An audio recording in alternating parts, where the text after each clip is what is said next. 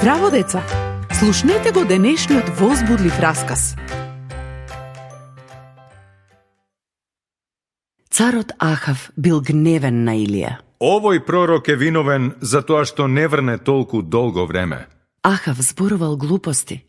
Зар заборавил дека големата суша дошла затоа што тој се откажал од Бог? Поминале 3 години. 3 години без ниту една капка дожд. А потоа Илија отишол кај царот Ахав. Царе Ахав, ако сакаш да врне повторно, тогаш собери го целиот народ и сите свештеници кои го обожаваат Ваал.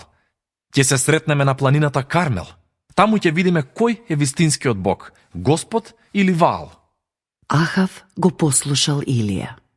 Следното утро, целиот народ се искачил на врвот на планината. Што ќе се случи? Илија повикал кон толпата луѓе. Колку долго ќе се колебате напред-назад? Решете денеска кому ќе служите, на Господ Бог или на Ваал? Народот молчал. Тие гледале како Илија изградил олтар и оставил животно за жртва врз него. Свештениците на Ваал го направиле истото.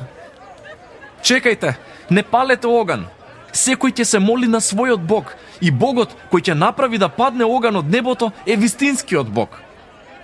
Следбениците на Ваал веднаш почнале да го повикуваат Ваал. Тоа го правеле повеќе часови, но не добиле одговор од небото. Илија им се подсмевал. Треба да викнете посилно. Можеби вашиот Бог спие или можеби е на одмор. Кога Илија историл вода врз неговиот олтар и врз дрвата, толпата луѓе замолкнале. Мокрото дрво нема да гори, зар не? Со силен глас и со цело срце Илија се молел. Господе Боже, покажи им на Твоите луѓе денеска дека Ти си Бог на Израел, а јас сум Твој слуга. Леле, одеднаш од небото паднал оган и ги изгорел жртвата, дрвата, камењата, дури и водата. Се изгорело. В чудо невидени, луѓето паднале со лицата на земја и едногласно извикувале: Господ е Бог! Господ е Бог! Тогаш луѓето се увериле, а свештениците на Ваал ја добиле својата праведна награда.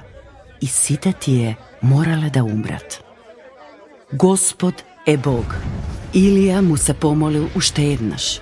И тогаш задувал ветер и донел темни облаци. Паднале првите капки дожд. Единствениот жив Бог предизвикал повторно да врне дожд. До следното слушање. Ако сакаш да не контактираш или ако имаш прашање, пиши ни на radio7kids@gmail.com. Чао!